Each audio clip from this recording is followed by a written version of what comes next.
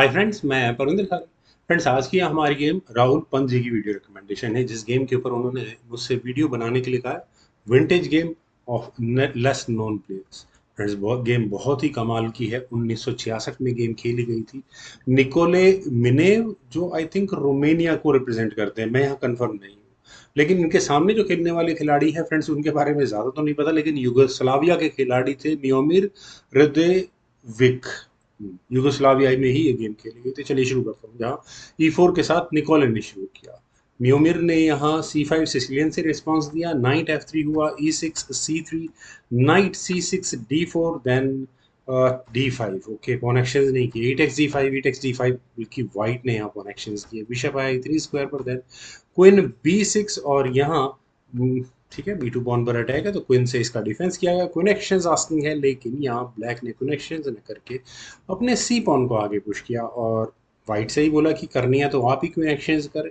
तो निकोले ने अपनी क्वीन को ले लिया C2 स्क्वायर पर, देन बिशप आया D6 स्क्वायर पर, B3, C takes B3, 8x B3, then knight at G goes to E7। Development ठीक ठाक चल रही है दोनों खिलाड़ियों की। Bishop D3, white almost complete कर चुका है। बिशप G4, ब्लैक की कंप्लीट हो चुकी है। Knight at B goes to D2, rook C8, then queen I B1 square पर, और यहाँ से ये क्वीन क्या करेगी, आई एम नॉट श्योर। खैर, क्वीन C7 का मूव यहाँ पहले ब्लैक ने किया, और मुझे तो प्रॉब्लम लगती नहीं है, तो इसीलिए शायद वाइट ने यहाँ कैसल कर लिया है। बिशप गया H5 स्क्वायर पर, देन हुआ C4, और पॉन एक्सचेंज की कोशिश है। क्यों वैसे तो आइसोलेटेड पॉन अगर कर लिए जाते हैं, लेकिन सेंटर में connected pawns supported there by their bishops, तो प्रॉब्लम तो है। बिशप G6 नहीं करने हैं अभी। वेल, बिशप पर अटैक बना C5 पॉन को आगे बढ़ाकर। तो ये बिशप कहाँ जाए, गया ये F4 स्क्वायर पर, इसके अलावा कोई स्क्वायर था भी नहीं। B4 हुआ, देन A6, और फिर B5, 8x B5, queen takes B5, और इसके बाद अब कहीं जाकर ब्लैक का आया कैसल।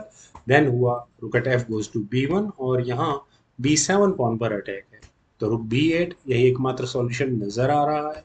नाइट गया F1 स्क्वायर पर, और फ्रेंड्स यहाँ से अगर आप देखें तो जो कुछ भी खेल फिलहाल आने वाले समय में यहाँ इस E3 स्क्वायर पर खेला जाना है, उसके लिए व्हाइट प्रिपरेशन कर रहा है। नाइट F5 एग्जैक्टली उसी स्क्वायर पर प्रेशर है, लेकिन रुक E1, व्हाइट बिल्कुल सेफ है। Rook at F goes to D8, then हुआ rook at A goes to B1, knight takes E3, F take C3, वापस बिशप पर अटैक, और बिशप के जाने के लिए सिर्फ एक स्क्वायर बचा है, वो है H6। Bishop takes G6, H takes G6, then हुआ E4, और फाइनली चलिए पॉन आप लीजिए, रुक बिल्कुल सही स्क्वायर पर पहुंच चुका होगा। वेल, क्वीन F4, लेकिन यहाँ पहले म्यूमिर ने किया। देन हुआ क्वीन D3, क्योंकि अगर मान लेते व्हाइट कनेक्शंस करता है तो उसके बाद कंडीशंस किस तरह से कन्वर्ट होती है कि ग्रुप भी अटैक में लग चुका होता। D takes E4, rook takes E4, queen पर अटैक बना, क्वीन गई F5 स्क्वायर पर, और अपने क्वीन पर डिफेंस यहाँ व्हाइट ने किया अपने रुक से, उसको D1 स्क्वायर पर ले जाकर। देन हुआ नाइट D4, वापस क्वीन पर अटैक, तो क्वीन हटी E2 स्क्वायर पर, और यहाँ से क्वीन कहाँ कहाँ जाएगी थोड़ा बहुत नजर आने लगा है। नाइट D5, और यहाँ से अब क्या हो सकता है, नाइट मैन्यूवर, यही नजर आ रहा है मुझे। खैर, रुक E5, पहले बना क्वीन पर अटैक। नाइट के साथ तो इश्यूज अभी फिलहाल नहीं है, क्वीन गई F6 स्क्वायर पर, देन क्वीन C4। हाँ, अब जरूर नाइट पर अटैक है। तो नाइट के लिए जैसे मैंने बताया, आउटपोस्ट कहाँ है वो बहुत हद तक क्लियर है, लेकिन एक और मूव है। ब्लैक यहाँ अपनी क्वीन को C6 स्क्वायर पर ले जाकर इस नाइट पर डिफेंस कर सकता था। कर नाइट F4, ठीक है, जैसा है अब क्या कर सकते हैं, लेकिन नाइट G3 यहाँ पहले व्हाइट ने किया। देन हुआ नाइट H3 चेक। फ्रेंड्स, ये मैं कहूँगा म्यूमिर का एक चांस है, क्योंकि किसी भी कीमत पर चेक आई है तो एक्सेप्ट तो करा नहीं जा सकता, क्योंकि जी टेक्स H3 होने के बाद क्वीन टेक्स F3, और यहाँ बिल्कुल नो डाउट अबाउट इट काफ़ी अच्छा गेम प्ले यहाँ मिलता चला जाएगा इसके बाद यहाँ से ब्लैक को। खैर, तो किंग मूव करना होगा, और वैसे किंग H1 स्क्वायर पर जा नहीं सकता, अदरवाइज ब्लैक चेक देगा, वही फॉक लगेगी किंग और ऊपर।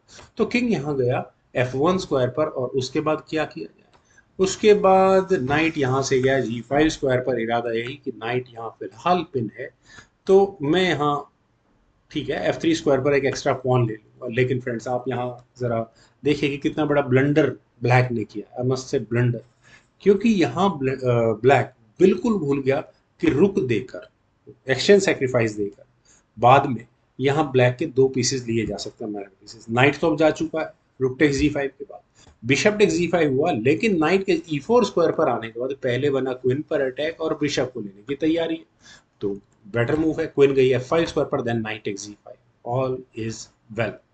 रुक आया d5 स्क्वायर पर, नाइट पर कोई इशू नहीं है किसी भी तरह का। रुक e1 के ऑप्शन को यहाँ पहले व्हाइट ने चुना, देन हुआ rook eight b goes to d8, नहीं कोई प्रॉब्लम नहीं है पॉन के साथ भी। रुक किंग गया g1 स्क्वायर पर, देन f6 फाइनली। चलिए नाइट को हटाइए फ्रेंड्स। इस गेम में अभी तक from blacks point of view बहुत कमी है, लेकिन इतनी भयानक कमी भी नहीं है कि यार गेम कोई खराब कर ले। यहाँ पर ये नाइट कहाँ जाए, यूजुअली नाइट e6 पहली अप्रोच में नजर आता है कि ठीक है, किंग नाइट को एक एडवांस पोजीशन मिलती है, लेकिन रुक हट जाएगा उसके बाद। लेकिन नाइट ने यहाँ व्हाइट ने यहाँ नाइट को e4 स्क्वायर पर प्लेस किया और प्रोवोक करवाया ब्लैक को एक और ब्लंडर करने के लिए, अपने किसी पीस को अनडिफेंडेड ना छोड़ो।